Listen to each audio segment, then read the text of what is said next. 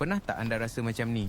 Anda duduk depan laptop, deadline menjerit nama anda. Tapi jari anda secara ajaib menaip YOUTUBE dan sejam kemudian anda sedang mengkaji teori konspirasi tentang kenapa penguin tak boleh terbang. Rasa bersalah mula datang. Kenapa aku macam ni? Aku tak ada disiplin ke?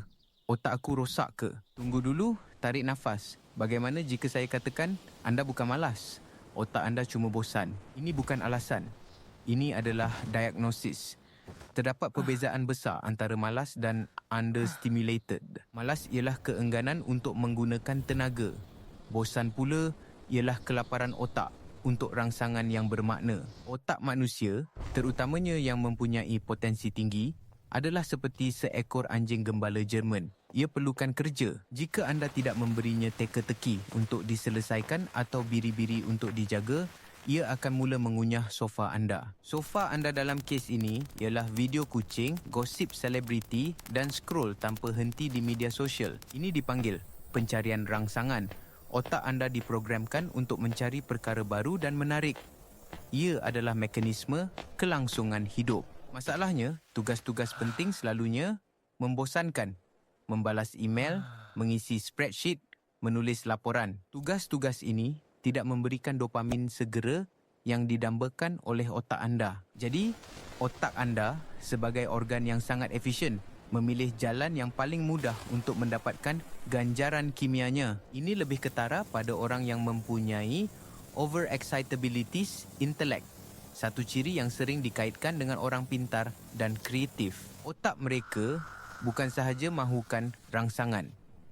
Ia memerlukannya seperti paru-paru memerlukan oksigen. Tanpa input yang mencabar, ia mula misfire, menjadi resah, cemas atau terjerumus dalam lamunan yang tidak produktif. Fikirkan Sherlock Holmes. Apabila tiada kes, dia tidak berehat.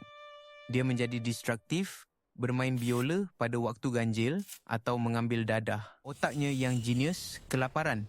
Ini adalah versi ekstrim bagi apa yang berlaku kepada anda apabila anda memilih TikTok berbanding laporan Excel anda. Jadi, bagaimana kita memberi makan kepada binatang ini?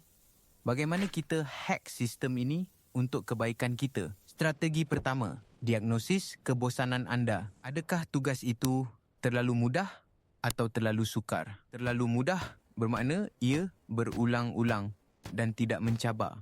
Otak anda melihatnya sebagai satu pembaziran sumber. Terlalu sukar bermakna anda tidak tahu di mana untuk bermula.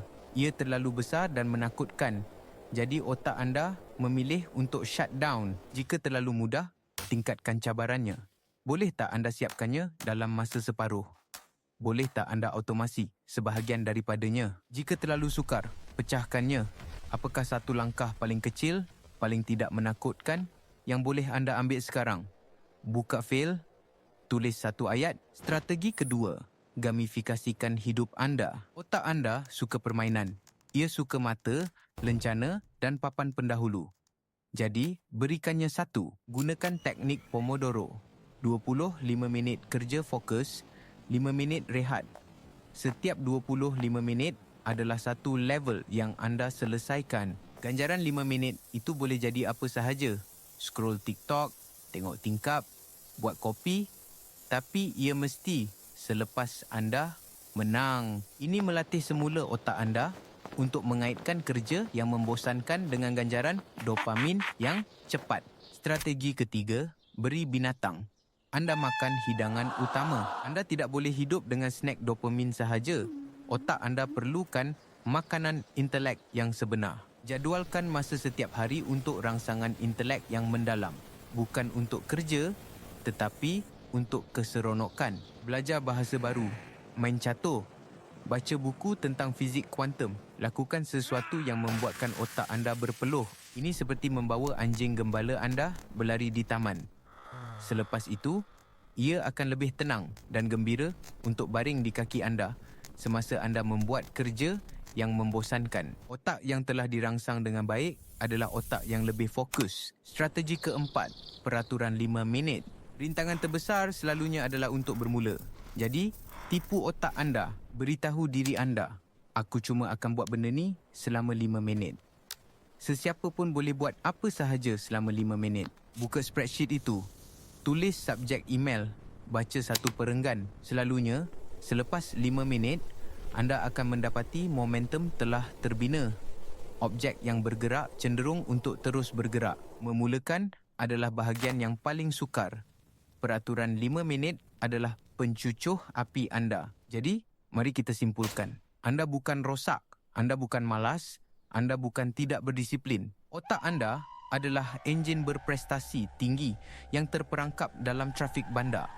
Ia direka untuk kelajuan, cabaran dan jalan terbuka. Menatal media sosial adalah seperti memandu enjin F1 itu dalam gear 1. Ia menyakitkan dan tidak efisien. Berhenti menyalahkan diri sendiri kerana mencari jalan keluar.